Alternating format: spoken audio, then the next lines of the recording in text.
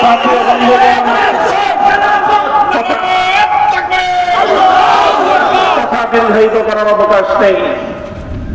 আমি আমার দীর্ঘ কারাবন্দিত্বের সময় আল্লাহ পাক রব্বুল আলামিনের রহমতের উপর আমার আস্থা, অবিচল বিশ্বাস ছিল যে আল্লাহ রব্বুল আলামিন নতিজা ভালো করবেন, উত্তম ফলাফল আমাদেরকে দিবেন, সে আস্থা এবং বিশ্বাস ছিল। প্রথম দিকে যখন আমাদের মরহুম আমির হেফাজত আল্লামা জুনায়েদ বাবুনগরী হাফিজাহুল্লাহ তাআলা, তাকে আমরা জীবিত রেখে কারাগারে বন্দী হয়েছিলাম, তার উপর একটা বড় আমাদের আস্থা ছিল যে তিনি ইনশাআল্লাহ এই বন্দী মজলুম আলেমদের জন্য, শহীদ আমাদের সন্তানদের জন্য, ব্রাহ্মণবাড়িয়ায় নির্বিচারে হত্যাকাণ্ডের শিকার আমার শহীদ ভাইদের এই হত্যা বিচার আমাদের এই জন্মভূমিতে প্রতিষ্ঠিত করবার জন্য তিনি বলিষ্ঠ ভূমিকা পালন করবেন। আমাদের কারাবন্দীদের পক্ষে তিনি জাতিকে, জনমতকে সংগঠিত করবার জন্য বলিষ্ঠ ভূমিকা রাখবেন।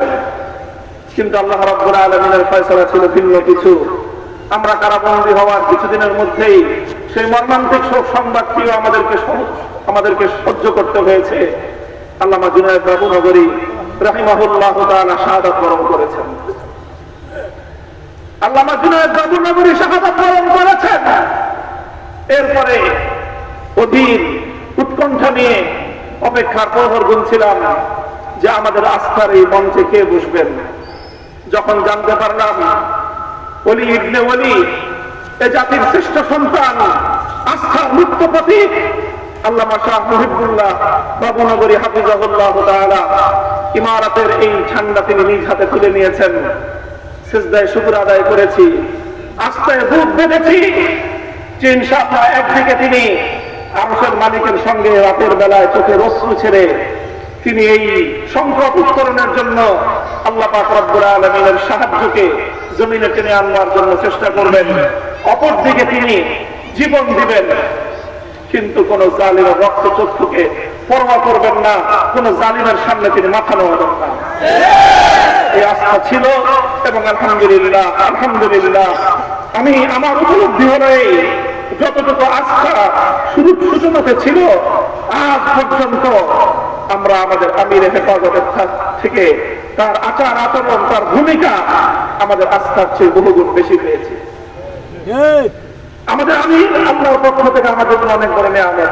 ইনশাআল্লাহ আমির হেফাজতের হাতকে যদি আমরা এভাবে শক্তিশালী রাখতে পারি, এদেশে আমাদেরকে জুলুম করতে পারবে, আমাদেরকে গুলি করে হত্যা করতে পারবে, কারাগারগুলোকে আমাদেরকে দিয়ে ভরপুর করতে পারবে।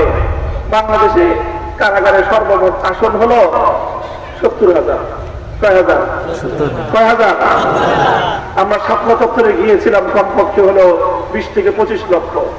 70,000 হেফাজতের কর্মীরা কারাবন্দী হবে, কিন্তু জালিমের সামনে মাথা নোয়াবে না।